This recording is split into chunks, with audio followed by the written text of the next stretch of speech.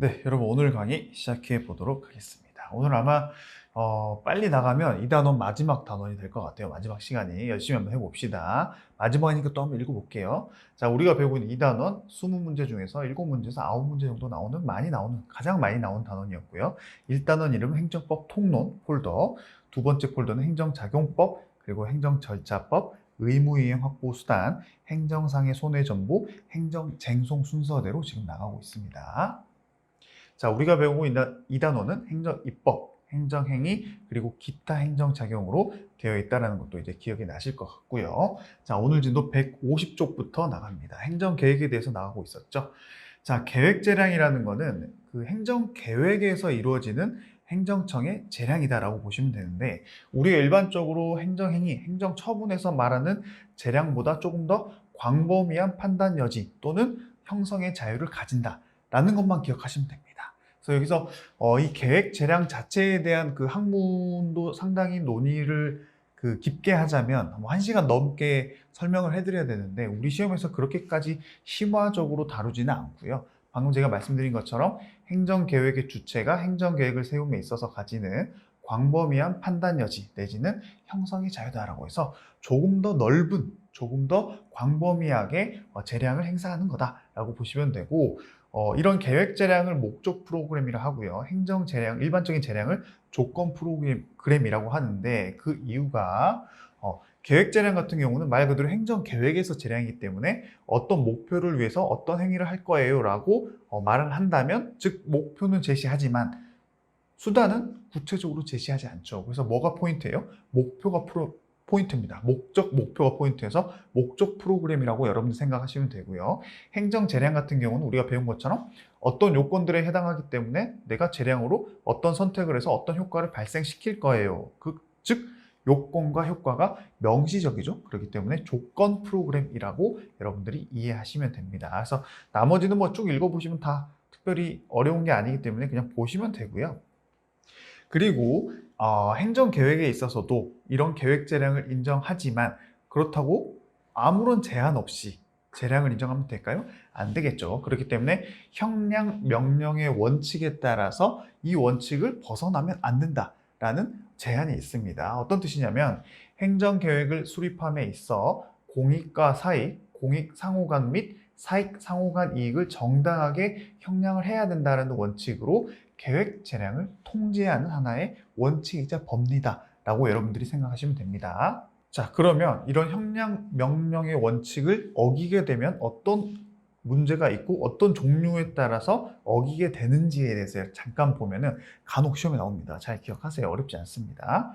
자, 형량을 잘 안 하게 되면 형량하자가 되겠죠. 그래서 형량의 하자의 유형은 첫 번째, 형량의 해태했다는 건 아예 안 했다는 거예요. 그래서 형량을 전혀 안 했다. 어떤 형량? 요런 형량. 아시겠죠? 그리고 형량의 흠결은 일단 형량을 하긴 했는데 형량의 고려 대상 중에 일부를 누락시켰다. 마땅히 같이 형량을 해야 되는 그런 하나의 중요한 가치가 있는데 이런 거를 안 해버렸다. 일부가 누락됐다. 그런 거를 형량의 흠결이라고 합니다. 그리고 마지막, 형량을 역시나 했지만 정당성이나 객관성이 결여됐다라고 해서 이거는 오형량, 형량을 잘못했다라고 보시면 됩니다. 그래서 여러분들이 해태, 흠결, 오형량 이 개념만 알고 계시면 객관식에서 잘 맞출 수가 있고요.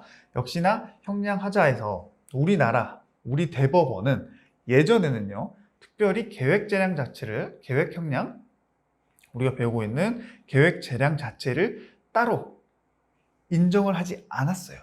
그래서 종래 대법원은 행정계획의 형량하자를 단순히 우리가 알고 있는 재량권의 일탈 남용의 문제로 봐왔다는 거죠. 아주 예전에 96년도 판례까지만 해도. 근데 요즘에는, 뭐 요즘은 아닙니다. 뭐 2010년부터 됐기 때문에 10년이 됐어요. 형량하자의 독자성을 인정하는 판례들이 나오고 있다라고 해가지고 실제 판례를 읽어보겠습니다. 행정 주체가 구체적인 행정계획, 그죠? 행정계획 나오죠? 행정계획을 입안 결정할 때까지는 형성의 자유의 한계에 관한 법리는 이라 해가지고 이거 자체가 지금 형량 명령의 원칙에 대한 하나의 설명을 하고 있죠. 이런 원칙은 쭉쭉 나가다가 도시관리 계획 결정을 하거나 도시계획시설을 변경할 것인지를 결정할 때에도 동일하게 형량 명령의 원칙에 따라서 통제가 될 수 있다 라는 판례가 나오고 있어요. 그래서 예전에는 이런 판례들이 그냥 단순히 재량의 일탈 한계에 남용되는지 안 되는지만 봤다면 지금은 형량 명령의 원칙을 독자적으로 인정하는 판례들이 나오고 있다.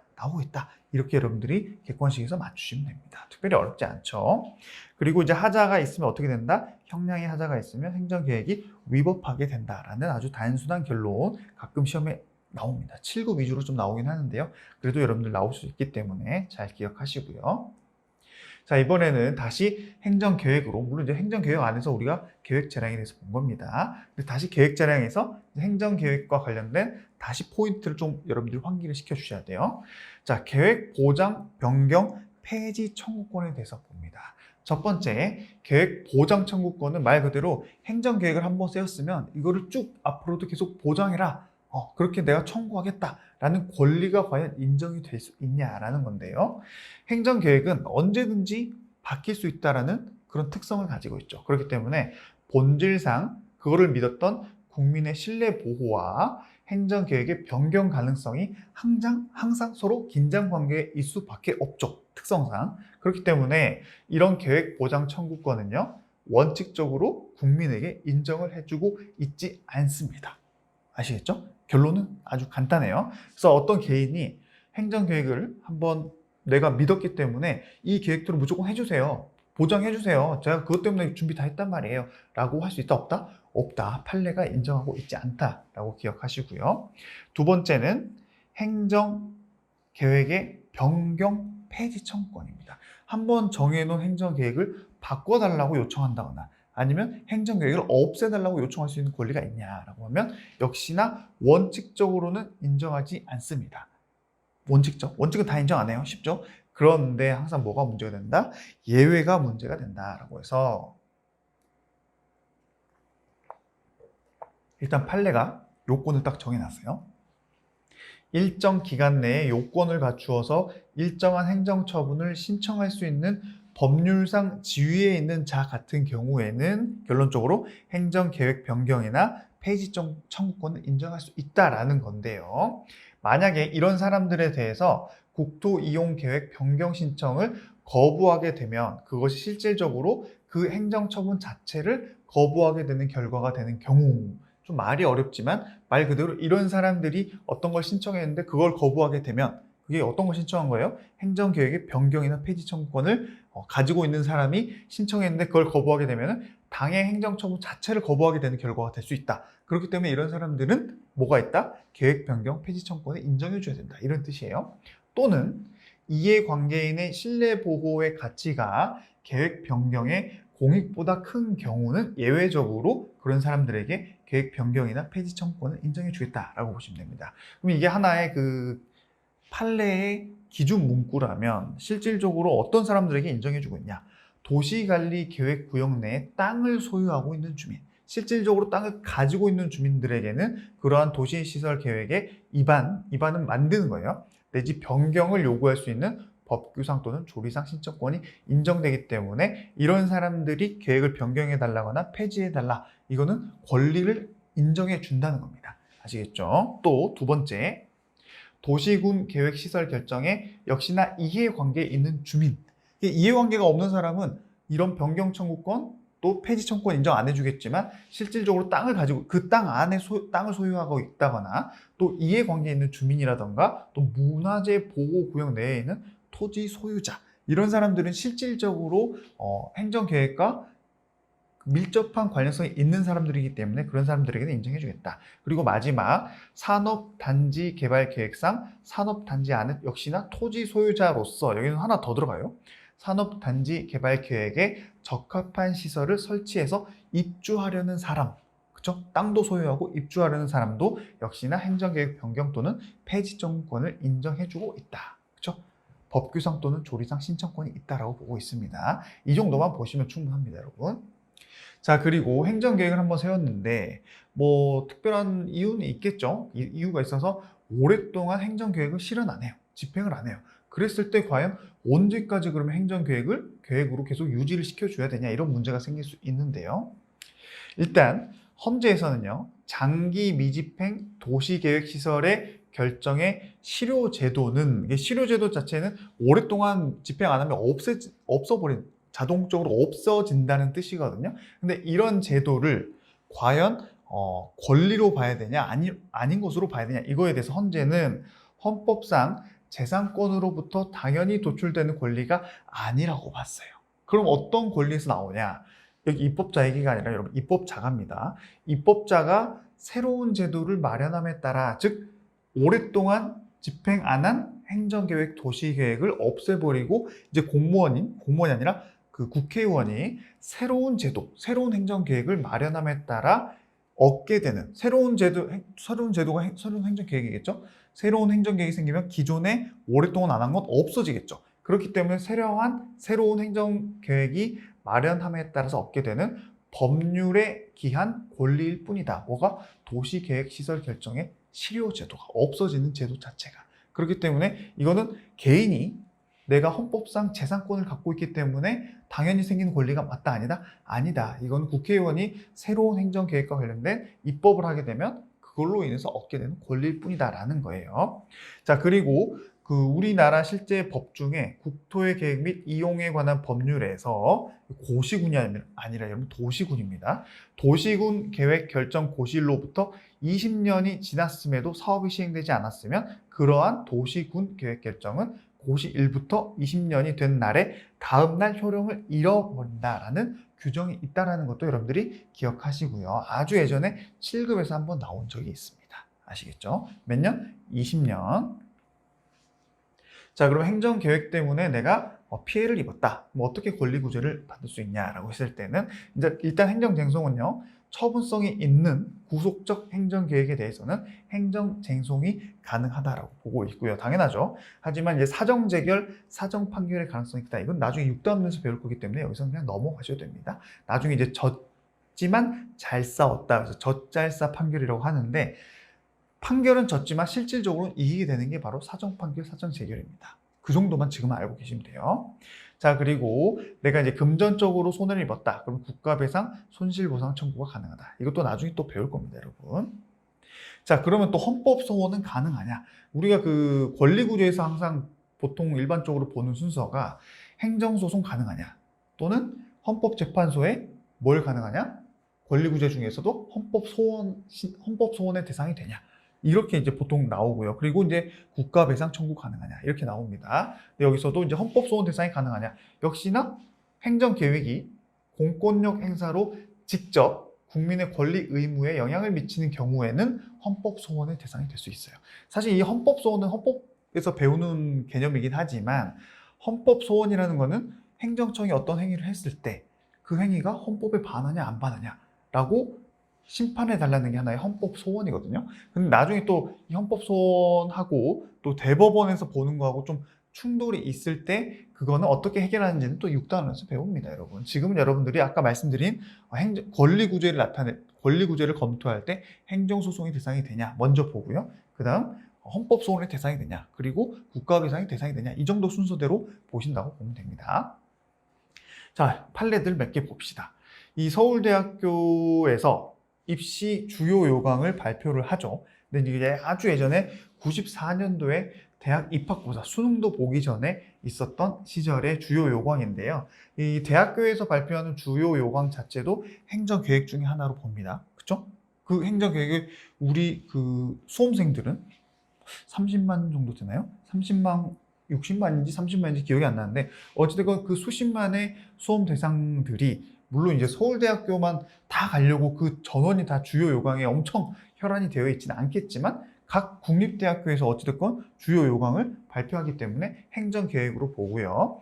예전에 94년도 서울대학교 주요 요강이 갑자기 어떻게 됐냐면요, 선택 과목에서 지금까지는 계속 일본어를 선택 과목으로 인정을 해줬는데요. 이 94년도 때 갑자기 일본어를 선택 과목에서 제외하겠다는 주요 요강을 발표를 해버렸습니다. 그렇게 되면 우리가 보통 고등학교에서 대학을 가기 위해서 선택 과목 공부는 보통 1학년 아니면 2학년 때부터 계속 해오지 않습니까? 그렇게 해서 나중에 이제 학력고사라든가 수능을 봤을 텐데, 갑자기 내가 일본어를 1, 2학년 때 열심히 공부해서 3학년 때 이제 일본어 가지고 있는 실력 가지고 수능 봐가지고 학력고사 봐가지고 서울대 가면 되겠다라고 생각했던 친구들이 있었겠죠. 근데 갑자기 이렇게 발표해버리면 실질적으로 큰 불이익이 있겠죠. 그래서 이제 실질적으로는 그 대원외고 학생들이 열심히 공부했는데 일본어 학과가 또 있었을 거 아니겠습니까? 그럼 대원외고 안에서도 일본어 학과 학생들은 너무나 황당했겠죠. 서울대 가려고 했는데. 그래서 그때 당시에 헌법 소원을 제기한 겁니다. 그랬을 때 대학 입학고사 주요 요강은 실질적으로 행정 계획은 맞지만 처분성은 없다라고 봤어요. 그렇죠? 그럼에도 불구하고 실질적으로 대원외고 학생 중에 일본어를 선택 과목으로 공부한 수험생들에게는 큰 불이익, 즉 기본권에 직접적으로 영향을 끼칠 수 있기 때문에 헌법 소원의 대상으로 봐줬던 판례가 있고 우리 시험에서도 자주 나옵니다. 그렇죠? 작년 9급에서도 나왔어요. 국가직에서. 그렇기 때문에 방금 말씀드린 내용이 이 판례에 그대로 나와 있습니다. 그렇죠? 비구속적 행정계획에 해당하지만 그래서 원래는 헌법 소원 대상도 안 되지만 국민의 기본권에 직접적으로 영향을 끼치고 앞으로 법령의 뒷받침에 의하여 그대로 실시될 것임이 틀림없을 것으로 예상될 수 있으므로 예외적으로 헌법 소원의 대상으로 인정하겠다라고 본 판례가 있고요. 헌재에서. 자, 두 번째, 대학 교육 역량 강화 사업 기본 계획. 역시는 행정 계획입니다. 이름이 어렵죠? 근데 키워드는 나중에 잡아드릴게요. 거기에서 총장 직선제를 개선해라라고 대학교에게 다 행정 계획이지만 대학교에게 압박을 가한 거죠. 그래서 총장 직선제는 예전에 뭐 지금은 다 없어졌습니다, 여러분. 대학교 총장을 뭐 교수회, 또 우리 교직원, 그리고 대학생들이 직접 선거에서 뽑는 시절이 있었습니다. 근데 뭐 약간 좀 부작용이 많아서 없어졌는데요. 그러한 총장 직선제를 개선하지 않으면 학교에 주는 지원금을 못 받게 되겠다. 그럴 가능성이 있다. 라고 해서 그런 내용의 이런 기본 계획이 있었습니다. 그럼 이런 기본 계획이 과연 헌법 소원의 대상이 되냐? 이게 논점이죠. 근데 실질적으로 헌재가 그럼 실질적으로 총장 직선제를 개선하지 않으면 이제 지원금 못 받게 될 수 있어서 약간 좀 문제가 될 구속이 될 여지가 있다 하더라도 그런 계획 자체만으로는 대학의 구성원인 청구인들의 누가 청구했냐면 실제로 교수회에서 청구했습니다. 청구인들의 법적 지위나 권리 의무에 직접적인 어떠한 영향도 미치지 않기 때문에 이러한 대학 교육 역량 강화 사업 기본 계획은 행정 계획은 맞지만 헌법 소원의 대상으로 보지 않겠다라고 했던 게 판례였습니다. 키워드는 여러분 행정 계획에서 총장 직선제를 개선하라는 행정 계획은 헌법 소원의 대상이 되지 않는다. 포인트보다 총장 직선제다. 왜냐하면 이따가 또 대학 총장과 관련된 이런 비슷한 내들이 나옵니다. 그래서 그거랑만 비교하면 돼요. 총장 직선제는 헌법 소원 대상이 안 됐다. 이렇게만 기억하시면 됩니다. 자, 이제 공법상 계약으로 갑니다, 여러분. 우리 기타 행정작용에서 확약 배웠죠? 행정계획 배웠죠? 공법상 계약 순서대로 나가고 있어요. 자, 공법상 계약은 행정기본법의 기본 규정이 딱 정해져 있습니다. 행정청은 법령 등을 위반하지 아니한 범위 내에서 행정 목적을 달성하기 위해서 필요한 경우에는 공법상 법률 관계에 대한 계약을 체결할 수 있다라고 해서 일반 규정이 있고요. 행정 주체를 한쪽 당사자로 하는 양 당사자 사이에 서로 반대 방향의 의사 표시에 합치다라고 해서 되게 어렵게 보이는데 말 그대로 공법상 서로 계약을 한다는 겁니다. 그 계약의 주체는 행정청과 개인이 될 수도 있고요. 행정청만 될 수도 있고 그건 이따 자세히 볼 겁니다. 어찌됐건 행정 주체는 무조건 한쪽 당사자로 들어가야 돼요. 그죠? 그래야지 공법상 계약이 되겠죠. 자, 그리고 이제 서로 반대 방향. 즉, 뭐 예를 들면 계약이라는 게 그렇지 않습니까? 내가 이거를 물건을 주면 너는 돈을 내. 서로 양 당사자들의 서로 반대 방향의 의사표시 합치 너무 당연한 겁니다. 왜냐하면 이따 이 다음 페이지에서 보면요. 공법상 합동행위랑 구분하기 위해서 방금 설명드린 거예요. 공법상 합동행위는 양 당사자가 같은 목적으로 같은 방향으로 합동행위를 한다면 공법상 계약은 반대 방향의 의사표시가 합치되는 거다. 이거 하나 구분하기 위해서 이렇게 좀 설명을 드린 겁니다. 자, 법의 흠결을 메워 주어서 행정을 개별적인 상황에 따라서 탄력적으로 처리할 수 있는 아주 좋은 역할을 한다라고 해서 그냥 뭐 좋은 말이 적어져 있다라고 보시면 됩니다. 자, 이제 특징으로 갑니다. 자력 집행력이라든가 공정력, 존속력은 인정되지 않습니다. 얘네들은 어디서 인정되는 애들이었죠? 행정행위, 즉 처분성이 있는 애들에서 원칙적으로 인정되는 애들이었습니다. 자, 계약 당사자 간 대등한 지위에 있기 때문에 말은 대등하지만 실질적으로 대등하진 않아요. 뭐가? 공법상 계약이. 어찌됐건 공법상 계약은 일단 대등한 지위다가 원칙이다라고 기억은 하십시오, 여러분. 그렇기 때문에 처분성과 달라서 자력 집행력, 공정력, 존속력이 인정되지 않는다. 잘 기억하시고요.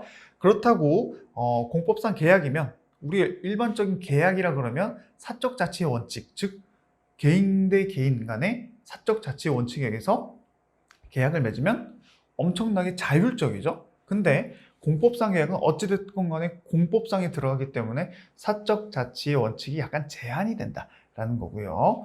계약 체결, 형성의 자유 이런 것들이 무제한으로 일반 개인들이 맺는 계약과는 다르다라고 보시면 됩니다. 그래서 행정 주체가 일반적으로 내용을 정하고요.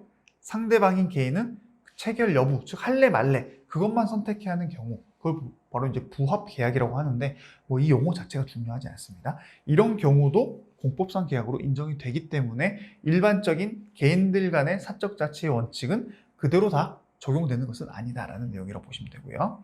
자, 인정 범위는 아까 우리 봤던 조문에 따라서 모든 공행정 분야, 즉 비권력적이냐 뭐 권력적이냐 상관없이 전부 다 모든 분야에서 행정계획이 아니죠. 공법상 계약이 체결할 수 있다라는 것만 기억하시면 됩니다.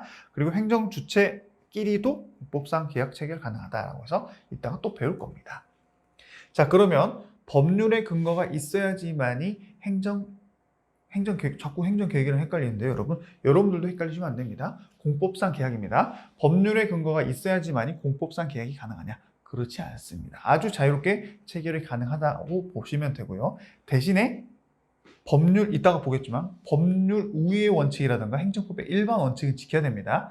여러분들이 지금 공부하는 부분에서 법률 우위의 원칙이나 행정법의 일반 원칙도 다 무시해도 된다. 아무것도 없어요. 아시겠죠?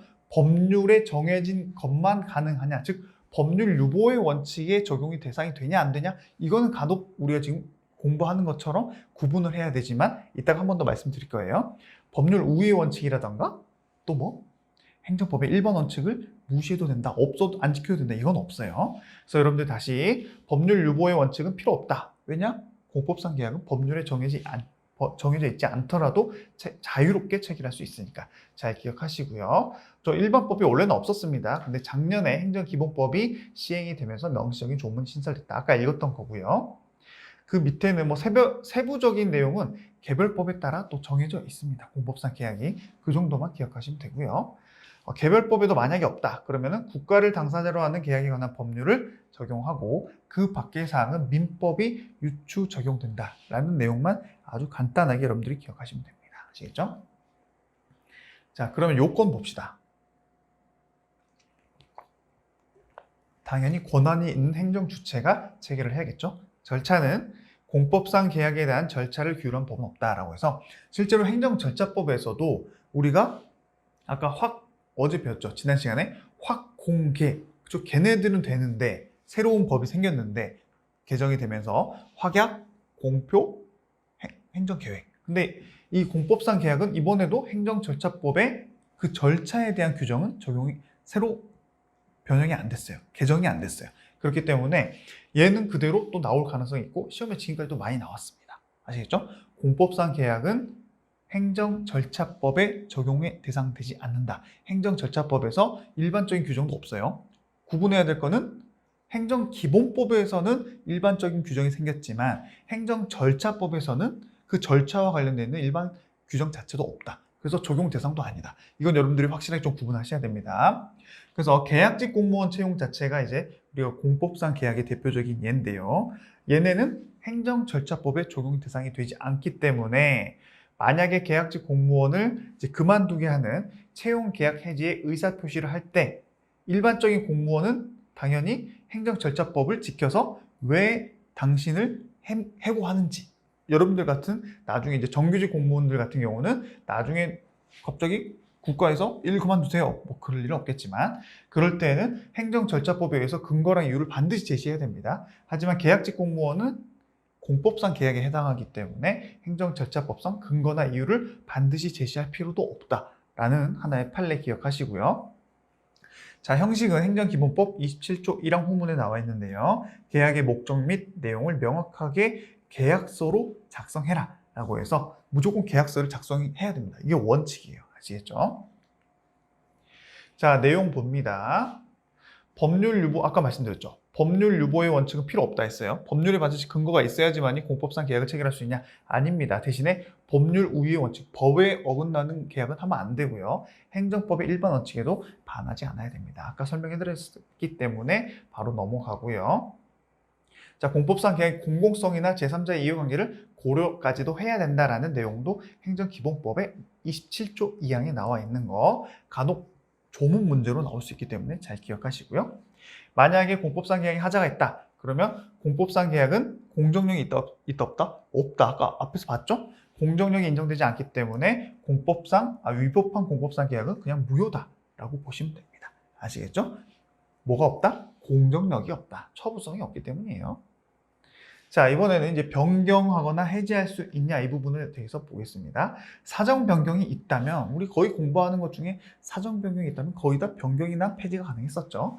행정청은 공익을 이유로 일방적으로 계약을 변경, 해지하는 것이 가능하지만 반대로 누구는 공법상 계약의 상대방인 국민은 마음대로 변경이나 해지가 안 된다. 그렇기 때문에 실질적으로 일반적인 계약이랑 좀 다르다는 거죠. 그렇죠? 사적 자치의 원칙이 제한된다는 게 바로 이런 겁니다. 자, 예를 들어서 지방 전문직 공무원 채용. 아까 앞에서도 봤지만 어디 있죠? 판례? 계약직 공무원이라든가 지방 전문직 공무원. 그렇죠? 이런 분들이 다 실질적으로는 공법상 계약을 체결해서 채용도 다 계약이지 않습니까, 여러분? 그렇게 근무를 하시는 겁니다. 이 지방 전문직 공무원 채용 계약에서 계약 기간이 만료한 경우 채용 계약을 또 갱신해서 또 근무를 할 수 있게 해드리거나 또는 채용 기간을 안 할 것인지 그런 걸 연장할 것인지 여부는 누구의 재량이다? 지자체의 재량이다. 즉 지자체가 여기서 말하는 행정청이고요. 반대는 그 해당 공무원분이시겠죠? 그러면은 일방적이죠. 행정청은 그분을 또 계약 연장할지 재량적으로 선택할 수 있지만 그 공무원분은 내가 일 더 하고 싶으니까 더 할게요. 이렇게 할 수 있다 없다? 없다라고 해서 이 내용이 이렇게 들어가 있다 보시면 되고요. 그렇다 하더라도 이건 이따가도 좀 보겠지만 여기서 채용계약상 특별한 약정이 없다면 지방계약직 공무원에 대하여 관련 법 규정에서 정한 징계 절차 없이는 보수, 그렇죠? 우리 보수 민감합니다. 보수를 마음대로 삭감할 수 있다 없다? 없다. 아무리 공법상 계약이고 행정청이 그 계약상 월급이 정해져 있겠죠? 그거를 어느 정도 변경이나 해지는 가능할 수 있지만 뭐를 마음대로 바꾸면 안 된다? 보수는 마음대로 바꿀 수 없다. 물론 관련 규정에 의해서 뭔가 잘못해가지고 뭐 징계 절차가 있어서 감봉 처분을 받는다면 가능하겠죠. 하지만 그런 특별한 사항 없이는 공법상 계약이라 하더라도 마음대로 보수를 삭감할 수는 없어요. 아시겠죠? 잘 기억하시고요. 자, 공법상 계약을 이행하지 않으면 행정대집행법상 적용된다, 안 된다? 안 된다. 아까 앞에서 봤죠? 자력집행이 없다 했어요. 그러면 어떻게 된다? 법원의 판결을 받아서 따로 강제는 할 수 있다라는 것만 기억하시면 됩니다. 자, 이제 공법상 계약의 종류에 대해서 볼게요. 아까 주체적으로 행정 주체 상호 간에도 공법상 계약 체결 가능하다고 했습니다. 지자체 간 교육 사무를 위탁하는 거, 예를 들면 이런 게 있고요. 행정 주체와 사인 간, 이게 이제 거의 대부분이죠. 사인 간에 성립하는 공법상 계약, 이런 애들을 좀 암기하셔야 됩니다. 이런 애들은 공법상 계약에 해당하는구나 라고 해서 나중에 사실 이 부분은 6단원에서 우리가 행정소송, 당사자 소송 이렇게 좀 구분해서 공부를 하거든요. 그 부분에서 좀 더 자세히 볼 수 있는 기회가 있고 그 부분을 공부하고 다시 회독할 때 좀 더 중요하게 봐야 되는 논점이긴 합니다. 왜냐하면 공법상 계약은 항고소송, 즉 행정소송에서도 취소소송 같은 걸로 다투는 게 아니고요. 원칙상 당사자 소송으로 다투거든요. 지금 이 정도만 아시면 돼요. 그렇기 때문에 요런 계약에서 문제가 돼서 행정소송을 제기해야 된다. 그러면 이 당사자는 취소소송, 즉 항고소송을 제기할 게 아니라 당사자 소송을 제기해야 되거든요. 그래서 그 행정소송의 종류 공부할 때 한 번 더 자세히 볼 거예요. 그럼 여기서는 뭘 좀 논점으로 봐야 되냐? 주점으로 봐야 되냐? 이런 애들이 공법상 계약에 해당하는구나. 이것만 좀 눈에 여겨보시면 되고 이따가 또 좀 더 자세히 보는 거 볼 거예요. 자, 봅시다. 특별행정법 관계 설정과 관련돼 있어서 아까 앞에서 봤죠. 지방 전문직 공무원 채용 계약 또는 시립 합창단원의 위촉. 우리 시립 합창단원 선생님들도 시립 합창단원으로 위촉이 되고 해촉이 됐을 때 그게 다 공법상 계약입니다, 여러분. 또 공중보건의사, 그죠? 그런 선생님들도 다 여기서 말하는 공법상 계약이고요. 또 보조금 지급 계약이라 그래서 국비 장학금 지급 계약도 공법상 계약입니다. 아시겠죠? 이런 하나하나 얘들을 좀 눈에 익혀놓는 게 지금 여기서 중요해요. 또 개인들끼리도 공법상 계약을 맺을 수 있다. 근데 여기서 그냥 단순 개인들이 아니라 한쪽 개인은 누구겠어요? 공무수탁 사인이겠죠. 공무수탁 사인이 사인과 체결하는 계약. 예를 들면 사업 시행자와 토지 소유자 사이의 협의 취득. 우리 그 국토개발 관련된 법에서 이제 땅을 사들여야 되잖아요. 그 땅을 사들일 때 사업 시행자, 보통 회사입니다. 현대산업개발 같은 그런 사업 시행자를 공무수탁 사인으로 임명을 하죠. 그리고 그러한 사업 시행자가 그 땅 토지 소유자와 협의 취득을 서로 협의해가지고 금액이 맞으니까 취득하는 거. 이것도 원래는 공법상 계약이고요.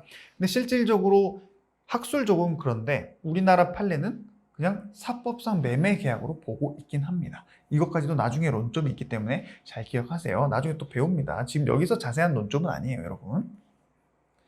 자, 성질상 대등 계약이 있습니다. 당연히 당사자가 대등한 입장으로 행정 주체 상호간 또는 사인 상호간 계약할 때 보통 이렇게 되고요. 보통은 종속적인 계약입니다. 행정 주체와 사인 간의 공법상 계약으로 행정 행위를 가름한다라고 해서 약간 처분처럼 보일 수 있다라는 의미입니다. 처분은 이란 뜻은 아니에요, 여러분. 그래서 약간 행정청이 약간 그 위에서 약간 뭐 강압적이라고 할 것까지는 아니지만 좀 더 영향력을 행사할 수 있는 지위로 볼 수 있다라고 보시면 되고요. 밑에 얘만 보겠습니다.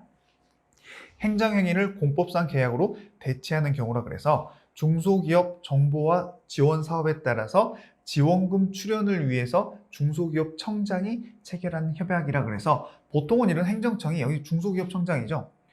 행정청이 어떤 계약을 체결하면서 보통 지원금을 줍니다. 그럼 지원금을 주는 게 갑의 입장이겠죠? 그렇기 때문에 약간 갑과 을의 관계로 체결을 하는 게 바로 종속계약이라 보시면 됩니다. 이거 이따 판례 한 번 더 볼 거예요. 자, 공법상 계약으로 이제 피해를 입었다면 어떻게 권리구제를 받을 수 있냐라고 했을 때 이 밑에 거 먼저 볼게요. 공법상 계약의 한쪽 당사자가 다른 당사자를 상대로 효력을 다투거나 그 계약의 이행을 청구하는 소송은 원칙상 당사자 소송으로 제기해야 된다. 이런 예외가 아닌 한 당사자 소송이다. 6단원 논점인데 한 번 더 먼저 본 겁니다. 자, 이것도 볼게요. 행정청이 자신과 상대방의 법률 관계를 일반적인 의사표시로 종료시켰다 하더라도 마치 이렇게 일방적으로 종료해버렸다. 그럼 약간 권력적인 거죠. 처분성이 있어 보이죠. 하지만 곧바로 그 의사표시가 행정청으로서 공권력을 행사해서 행하는 처분이라 단정할 수는 없고 이 전제가 뭐예요? 공법상 계약 관계에 있을 때 갑자기 행정청이 일방적으로 나 이거 안 해. 의사를 종결시켰다 하더라도 약간 강압적이어서 처분성으로 볼 수 있겠지만 바로 처분으로 단정할 것은 아니고 그 뒤에는 뭐라 되어 있어요? 관계 법령이 상대방의 법률 관계에 대해서 구체적으로 어떻게 규정하고 있는지에 따라서 결론은 이겁니다. 개별적으로 봐야 된다라고 해서 개별적으로 봤을 때 공법상 계약은 맞지만 행정청이 되게 권력성이 있어가지고 이거를 실질적으로 이렇게 단절시켜버리면 처분성이 있다고 봐야겠다. 처분성은 뭐예요? 상대방에게 직접적인 영향력을 미칠 수 있는 거죠. 그죠?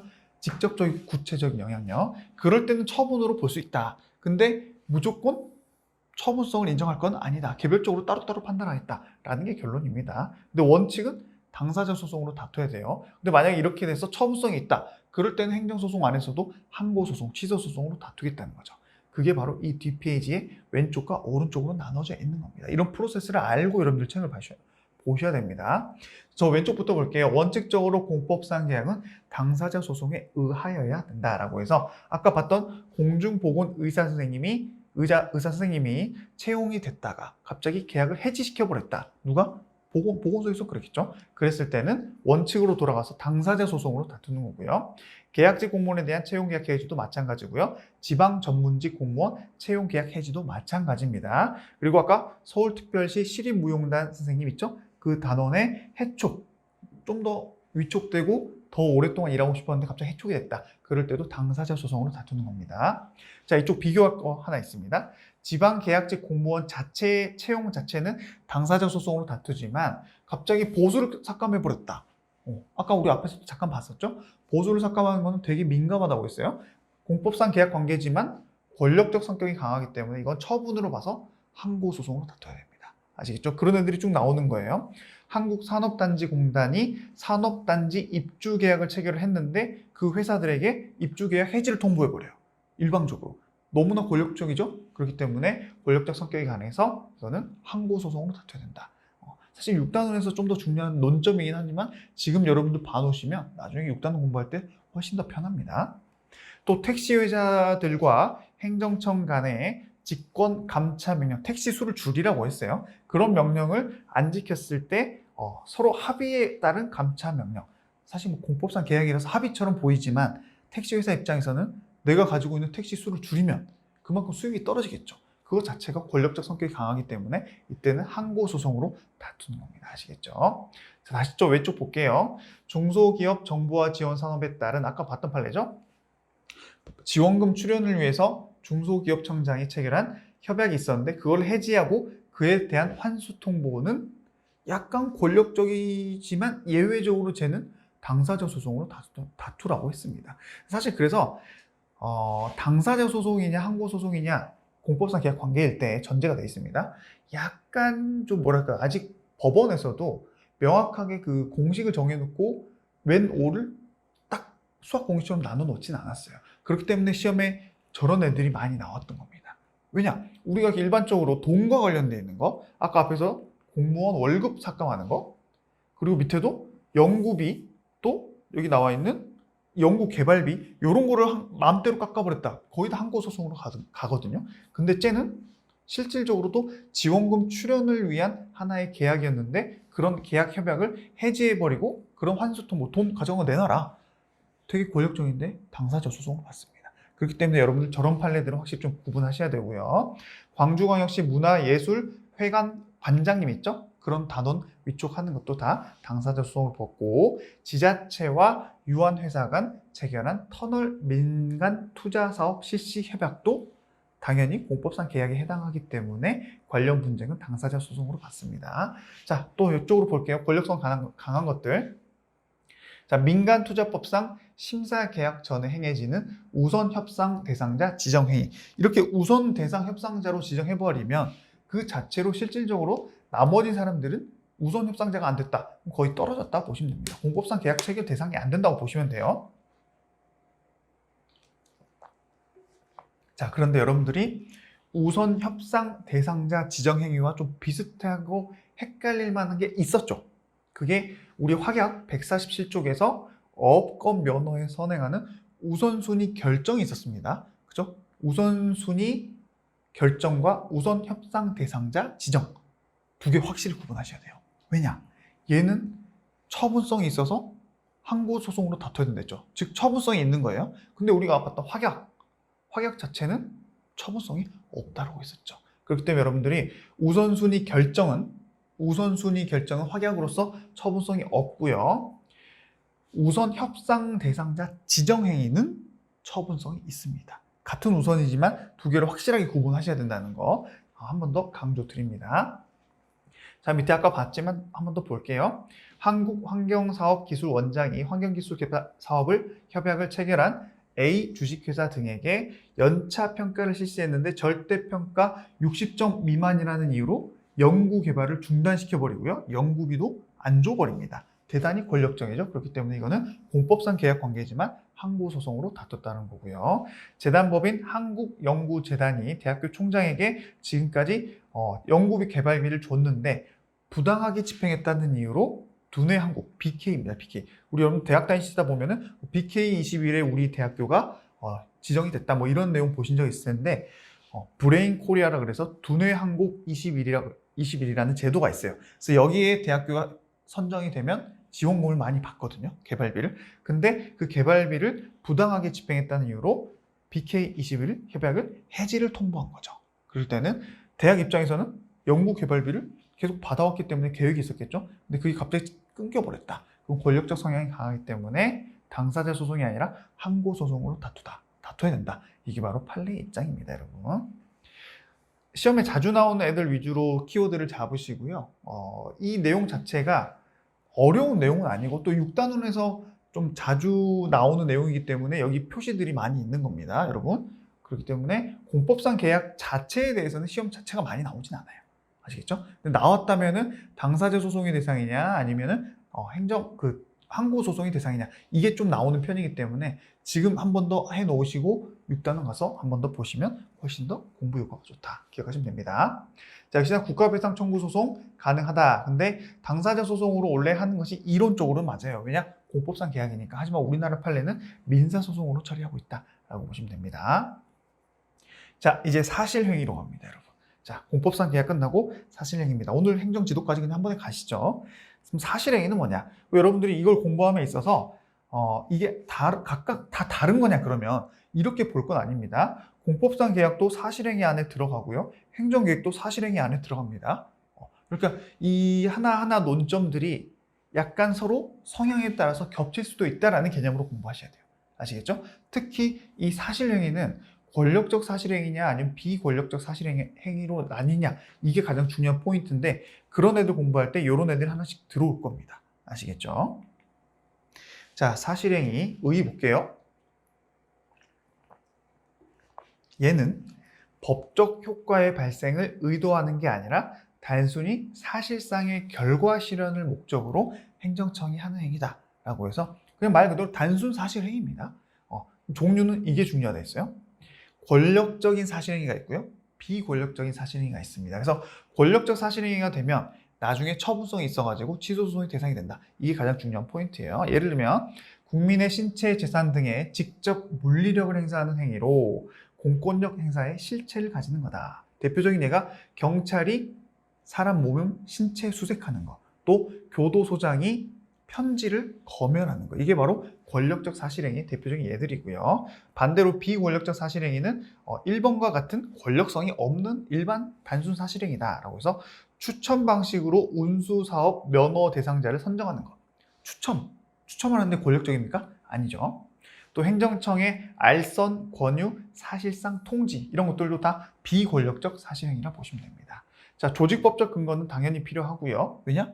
행정행위를 하려면 행정청이어야 되니까. 그죠? 사실행위도 하나의 넓게 보면 행정행위입니다. 근데 처분성이 있냐 없냐가 중요하다고 했고요. 자, 작용법적 근거는 권력적 사실관계는 필요합니다. 왜냐? 처분성이 있으니까. 근데 비권력적 사실행위는 작용법적 근거까지는 필요 없다. 어떤 법령이 무조건 있어야지만이 가능하다? 그건 아니다. 뭐가? 비권력적 사실행위가. 자, 한계는 법률에 적합해야 되고요. 법률 우위 원칙입니다. 행정법의 일반 원칙, 우리 1단에서 배운 것들 있죠? 아까 본 프로세스 그대로입니다. 그대로 위배되지 않아야 된다라고 해서 이 앞에가 이제 법률 유보의 원칙을 따지는 거라면 얘네는 법률 우위 원칙과 행정법의 일반 원리, 일반 원칙을 따지는 거라고 보시면 됩니다. 자, 그럼 처분성은 있냐 없냐? 아까 말씀드렸죠? 권력적 사실행위는 있고요. 비권력적 사실행위는 없습니다. 이것만 잘 기억하셔도 이 부분은 넘어가실 수 있습니다. 자, 권력적 사실행위인 교도소 재소자의 이송 조치라든가 다른 데로 가라는 거죠. 접견 내용 녹음 녹화 및 접견 시 교도관을 반드시 참여하게 해라. 그런 죄수들을 지정하는 행위 역시나 권력적이죠. 그리고 단수, 물을 끊어버리는 것들 이런 것들은 처분성이 있습니다. 근데 반대로 사실상의 단순 통지, 그런 납부 통지 또는 세금을 받는 것, 세금을 부과하는 게 아니라 단순 세금 내면 받는 거죠. 공무원이 받겠죠. 그런 세액 수령 등은 처분성이 없는 비권력적 사실행위에 해당한다라고 보시면 됩니다. 자, 권리구제 항고소송 대상은 당연히 권력적 사실행위만 항고소송의 대상이 된다라고 보시면 되고요. 하지만 이런 권력적 사실행위는 금방 끝납니다. 예를 들면 교도소 소장이 그 재소자에게 이송 조치를 하잖아요.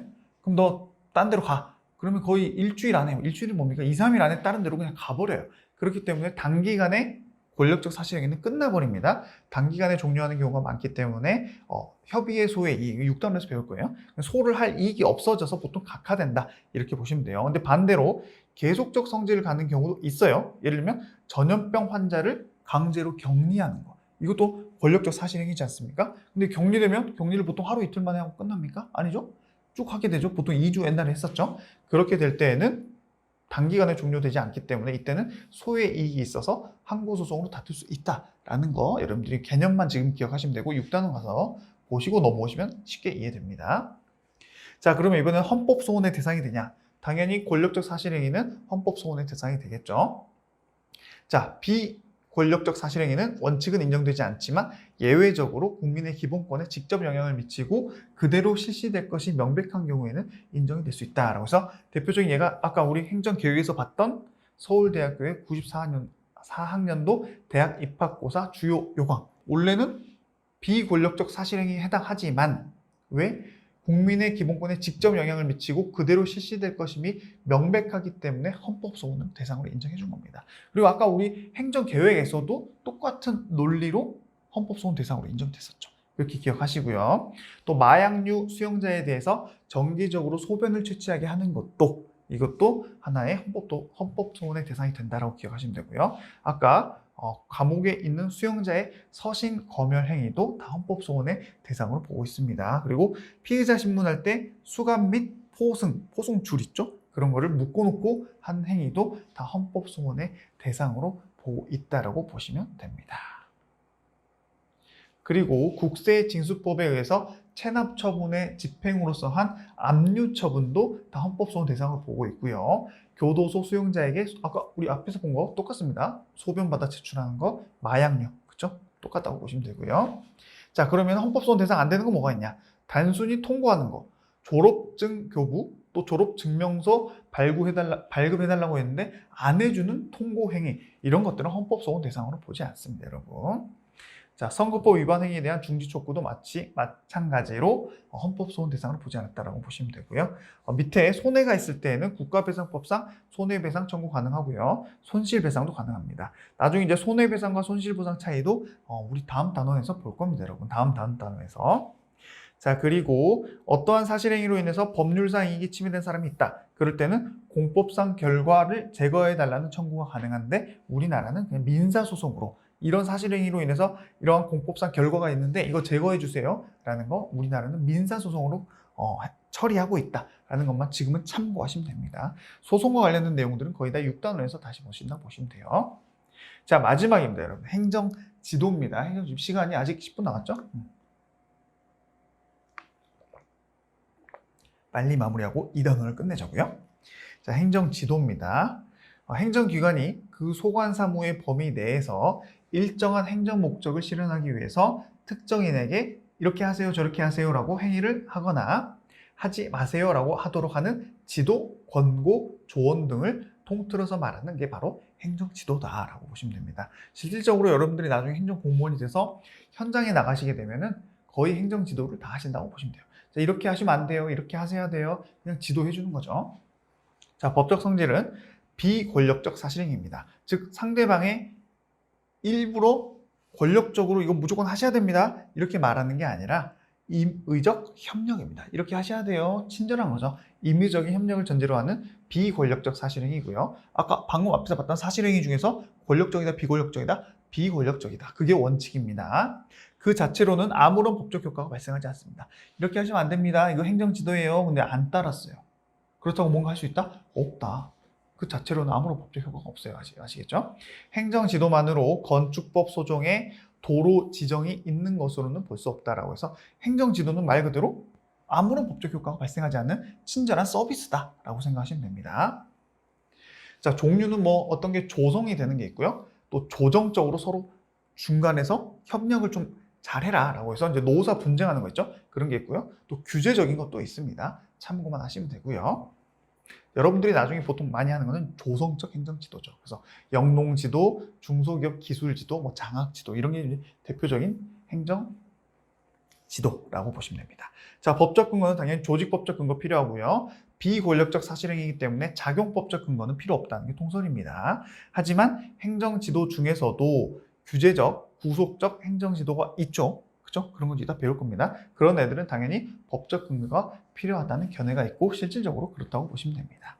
자, 한계는요. 법률 우위의 원칙, 행정법의 1번 원칙 등에 위반하지 않아야 된다. 아까 우리 봤던 그 순서대로 계속 목차들이 진행된다고 보시면 됩니다. 자, 행정지도의 원칙들이 있습니다. 행정절차법에 나와 있는데요. 비례의 원칙과 임의성의 원칙이 들어갑니다. 그게 뭐냐? 행정지도는 어찌됐건 지도를 한다는 것 자체가 국민에게 간섭을 주는 거기 때문에 그 목적 달성에 필요한 최소 한도에 그쳐야 됩니다. 너무 많이 지도하지 말라는 거죠. 그리고 행정지도의 상대방의 의사에 반하여 부당하게 강요해서도 안 됩니다. 왜냐? 행정지도는 비구속적 사실행위이기 때문에 하기 싫다는데 강제적으로 할 수는 없어요. 그렇기 때문에 임의성의 원칙입니다. 아시겠죠? 행정기관은 행정지도 상대방이 행정지도에 따르지 아니하였다는 이유로 불이익 조치도 해서는 안 돼요. 그래서 불이익 조치 금지 원칙, 이 세 가지 원칙이 행정절차법에 딱 적어져 있습니다. 아시겠죠? 이런 것들은 시험에 많이 나오기 때문에 잘 기억하시고요. 역시나 마찬가지로 행정지도를 하면 이런 내용이 여기 밑에 잘 그대로 적어져 있고요.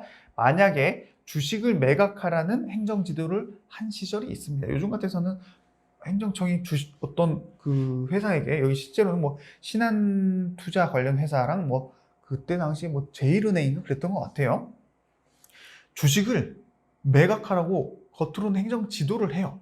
근데 주식 매각을 안 하면 가만 안 두겠다는 식으로 한 거죠. 그랬을 때 주식 매각의 종용이 정당한 법률적 근거 없이 자의적으로 주주에게 제재를 가하는 것이라면 이 점에서 행정 지도의 영역을 벗어난 것이다. 그렇기 때문에 이거는 행정 지도가 아니라 위법한 강박행위다 라고 해서 행정청에서는 저희 단순히 행정 지도한 거예요 라고 주장을 했지만 법원에서는 아니 이게 강제한 거지 무슨 행정 지도입니까? 라고 실질적으로 판례가 하나 있습니다. 잘 기억하시고요. 자주 나온 판례는 아닙니다. 자, 그리고 행정 지도의 방식에 있어서는 반드시 실명제로 해야 됩니다. 행정 지도를 하려는 사람은 그 상대방에게 행정 지도의 취지, 내용, 그리고 나는 누군지, 어디 행정청의 누구 주무관입니다 라고 신분을 반드시 밝혀야 되고요. 또 서면 교부 청구권이라는 것도 있습니다. 행정 지도가 말로도 가능합니다. 그렇죠? 말로 이루어진 경우에는 상대방이 제1항의 사항을 적은 서면의 교부를 요구하면 말로 이루어졌는데 상대방이 요구 안 하면 상관없어요. 근데 내가 이렇게 하라고 말로 했는데 당신이 누군지 왜 이걸 하려고 하는지 서면으로 주세요 라고 요구를 하면은 그 행정지도를 하는 공무원은 직무 수행에 특별한 지장이 없다면 서면을 교부해 줘야 됩니다. 아시겠죠? 이게 바로 서면 교부 청구권입니다. 그리고 또 의견 제출도 있어요. 행정지도의 상대방, 즉 민원인은 해당 행정지도의 방식, 내용 등에 불만이 있으면 그 행정기관에 의견 제출을 할 수도 있다라고 해서 사실 이 행정지도만으로는 권력이 없기 때문에 민원인이 불편해하면 되게 문제가 많이 발생할 수 있습니다. 민원 많이 들어와요. 그렇기 때문에 웬만하면 행정지도로 접근을 잘 안 하죠. 행정공무원들이. 이런 문제들이 있기 때문에 거의 권력성 있게 가는 겁니다. 그리고 실질적으로 행정공무원이 그럴 만한 이유가 있기 때문에 하라고 하는 거죠. 사실 여러분. 자, 그래서 우리가 행정지도에 있어서도 처분성이 있냐 없냐를 구분할 필요가 있는데 이거는 되게 쉽습니다. 왼쪽을 보면요. 뭔가를 직접 하는 게 아니라 다른 협력업체라든가 협력기관에게 요청을 해요. 그걸 보시면 1번부터 전기, 전화, 공급, 거부를 직접 해버리면 처분성이 있겠지만 요청을 합니다. 친절하게. 그럼 처분성이 없고요. 세무당국이 주류 거래를 일정 기간 중지시켜버리면 처분성이 있지만 중지할 것을 요청합니다. 처분성이 없어요. 비권력적이죠. 건물의 자진 철거를 요청합니다. 철거 자체를 시켜버리면 처분성이 있겠죠. 여기는 이제 반대입니다. 구청장이요. 사회복지법인에 특별 감사를 했는데 지적사항이 있어서 뭔가를 시정합니다. 시정 지시를 했어요. 처분성이 있겠죠. 그리고 그 결과를 관계 서류와 함께 보고하세요 라고 또 지시를 합니다. 이런 애들은 처분성이 있습니다. 행정지도임에도 불구하고. 또 국가인권위원회, 국가인권위 상당히 권력기관이었죠. 어떠한 사안에 대해서 국가인권위원회가 이거 성희롱 맞습니다. 성희롱 결정 및 앞으로 이렇게 안 되도록 시정하세요. 조치합니다. 행정지도지만 처분성이 있다고 봤습니다. 또 공정거래위원회가 표준약관을 사용하라고 권장을 하고 있어요. 권장하는 건 행정지도입니다. 근데 이 공정거래위원회가 표준여권 만들어놨는데 이걸 사용 안 하고 문제가 됐다. 그러면은 엄청나게 또 불편한 일이 생깁니다. 그리고 왜 표준약관 사용 안 했는지도 소명을 해야 돼요. 그렇기 때문에 겉으로는 행정지도지만 다 처분성이 있는 행위다라고 보고 있다는 거 기억하시고요. 자, 그러면 권리구조에 마찬가지죠. 처분성이 일단 원칙적으로 없죠. 근데 앞에 봤던 원칙적으로 없는데 얘는 예외적으로 있는 겁니다. 그렇기 때문에 원칙으로 먼저 보면 부정되죠. 항고소송으로 다툴 수 없어요. 그렇기 때문에 이거는 기각이 아니라 각하. 너는 다툴 자격도 없어. 각하 되는 건 맞는데요. 예외적으로 처분성이 긍정된다면 항고소송 제의 가능하다는 거고요. 헌법소원 같은 경우도 당연히 원칙은 공권력에 해당하지 않기 때문에 헌법소원 자체가 불가능합니다. 예를 들면 노동부 장관이 공공기관 단체 협약 내용을 분석해서 불합리한 요소를 개선하라고 행정지도를 했다면 이거는 공권력이 아니기 때문에 헌법소원 제기도 안 돼요. 근데 예외적으로 사실상 강제적 효력을 발생할 때는 헌법소원이 가능하고요. 이게 아까 제가 앞에서 말했던 총장 직선제랑 좀 비교할 키워드입니다. 자, 행정 지도를 했는데 불이행 시에는 행정 또는 재정상의 불이익 조치를 예정하고 있는 교육부 장관의 대학 총장에 대한 학칙 시정 요구. 이 학칙 시정 요구 자체가 여기서 말하는 행정 지도인데요. 이거 안 하면 어떻게 된다? 행정상, 재정상 불이익 조치를 하겠다. 그렇기 때문에 얘는 헌법소원을 대상으로 받습니다. 아까 우리 앞에 153쪽에서 봤던 총장 직선제 개선 내용으로 하는 행정계획 비슷한 거 있었죠? 그런 애들은 헌법소원 대상이 안 됐어요. 그죠? 그래서 대학 총장 나오면, 그죠? 같은 총장인데 이 대학 총장에게 교육부 장관이 행정, 재정상의 불이익 조치를 예정하고 있는 학칙을 시정하라 했다. 학교 교칙이죠? 학칙 시정하라고 한 거는 헌법소원 대상이 됩니다. 그죠? 반대로 총장 직선제와 관련돼 있어서 어떠한 행정계획을 했다. 그럴 때는 헌법소원 대상이 안 된다. 이거 두 가지 여러분들 키워드로 암기하시면 됩니다. 우리가 공부하고 있는 행정법 총론에서는 총장 관련된 건 이 두 개만 딱 기억하시면 돼요. 아시겠죠? 이런 식으로 좀 나중에 시험 직전에는 진짜 이런 게 도움이 많이 되기 때문에 지금부터 좀 연습해 놓으시면 좋아요. 자, 그리고 재무부 장관이 옛날 시절에 89년도입니다. 제1은행장에 대해서 국제그룹을 해체 준비해라. 누가 봐도 권력적이죠. 그렇기 때문에 헌법소원의 대상으로 봤다라고 보시면 됩니다. 자, 그러면 내가 국가가 하는 이런 행정지도로 인해서 금전상의 손해가 발생했다. 그랬을 때 국가배상 청구가 가능하냐? 우리가 국가배상 나중에 이제 단원에서 따로 배울 건데요. 여기서 간단하게 먼저 말씀드릴 거는 국가배상, 즉 국가에게 손해배상을 청구 가능하려면 크게 여러 가지 요건들이 있는데 중요한 거 두 개가 그 공무원이 행한 어떤 행정행위가 여기서 말하면 행정지도겠죠. 일단 직무 관련성, 직무 행위성이 있냐. 그게 일단 통과가 돼야 되고요. 또 그 공무원이 하라고 한 행위랑 내가 발생한 피해랑 원인과 결과의 인과관계가 있냐. 이 두 가지가 되게 중요하거든요. 그럼 행정지도에 있어서 일단 국가배상의 직무 행위는 처분성이 없는 권력적이 아닌 행정지도와 같은 비권력적 작용도 직무행위에 해당한다고는 봅니다. 그래서 여기서는 오케이예요. 국가배상 청구가 가능해요. 근데 결론적으로는 청구 못하는 이유가 인과관계에서 행정지도는 상대방에게 임의적으로 하라고 하죠. 강제적으로 하지 않습니다. 그렇죠? 그렇기 때문에 인과관계가 없어서 손해배상이 인정되지 않는 게 원칙이에요. 그렇죠? 아까 우리가 이 행정지도를 따르지 않는다고 해서 불이익 조치하면 된다, 안 된다? 안 된다고 했죠. 그렇기 때문에 하든 말든 본인의 선택이었습니다. 민원인의 선택. 근데 했죠. 근데 손해가 발생했죠. 근데 국가는 무조건 국가가 손해배상 해줘야 되냐? 아니다. 왜냐? 직무행위서는 오케이다. 하지만 인과관계, 즉 안 해도 됐는데 본인이 했기 때문에 이거는 행정지도와 그 손해와 있어서 원인과 결과가 직접적으로 없다. 그래서 원칙으로는 인정하지 않아요. 근데 또 예외가 있죠. 그렇죠? 예외는 뭐다?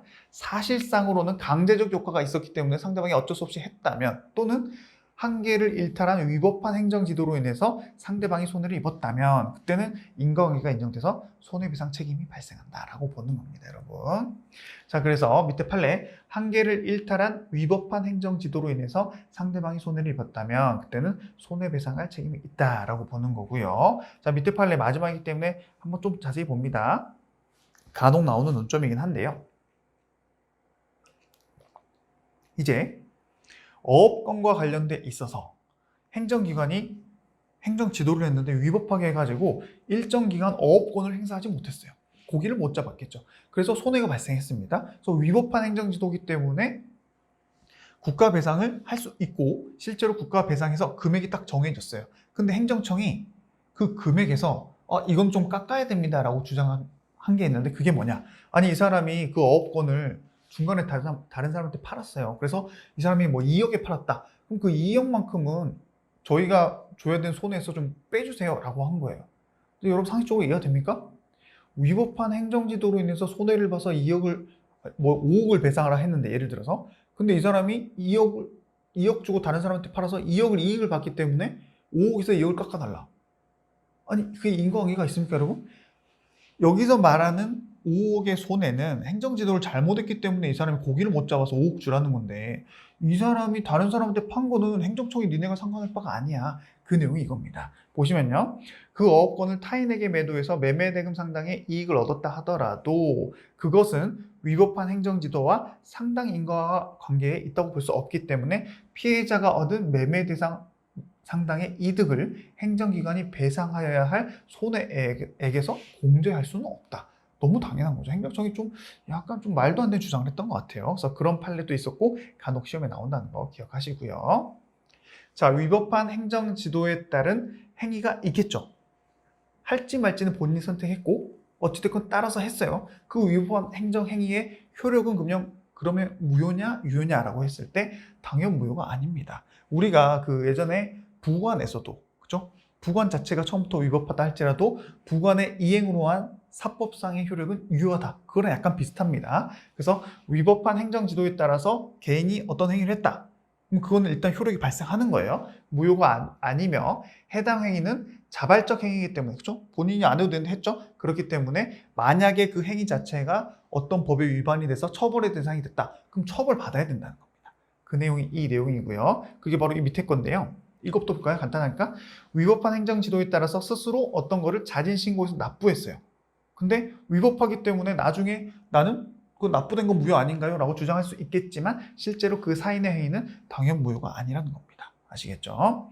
자, 행정관청이 국토이용관리법 소정의 토지거래계약 신고에 관하여 공시된 기준시가를 기준으로 매매 가격을 신고하도록 행정지도를 했어요. 실질적으로 이건 위법한 겁니다. 실질적으로는 실제 거래 가격으로 했어야 된다고 가정합시다. 근데 행정지도를 잘못해가지고 그냥 공시된 기준시가로 하라고 한 거죠. 근데 그것 자체가 범법행위가 된 거예요. 그랬을 때 그에 따라서 허위 신고를 하게 된 거죠. 누가? 개인이. 그럼 행정지도 안 따랐어도 되는데 굳이 따른 거죠. 그렇기 때문에 이와 같은 행정지도는 법에 어긋나는 것으로서 그 개인이 한 범법행위가 정당화될 수는 없다. 그렇기 때문에 처벌은 처벌대로 받아야 된다는 결론으로 이어진다라고 보시면 됩니다. 아시겠죠? 자, 이렇게 해서 오늘 1시간 정도 됐습니다. 오늘 마무리하면 될 것 같고요. 우리 공법상 계약이랑 사실행위 그리고 행정지도까지 해가지고 2단원이 이제 마무리가 됐습니다. 여러분 교과서 보시면 2단원까지가 거의 절반에 가까워요. 그쵸? 46%. 정말 많이 달려왔습니다. 그렇기 때문에 지금 복습을 여러분들이 하루하루 복습하시는 것도 중요하지만 주말에는 지금까지 공부했던 앞에서부터 1단원부터도 한번 쭉 훑어보는 것도 되게 도움이 많이 되기 때문에 그런 식으로 여러분들이 앞에 복습한 내용들 잘 봐주시고 예습은 꼭 하실 필요는 없습니다. 다음 단원들 그거는 나중에 시간 정말 여유가 있다. 그러면 말리지는 않겠지만 복습이 훨씬 더 중요하다라는 말씀 한 번 더 드리고요. 오늘 내용들도 시험에 자주 나오는 컬러들 위주로 반드시 좀 중점을 맞춰가면서 복습을 해달라는 말씀 드리겠습니다. 여러분 오늘도 정말 고생 많으셨고요. 저는 오늘도 내일도 더욱더 좋은 강의, 쉬운 강의를 위해서 최선을 다하겠습니다. 여러분 감사합니다.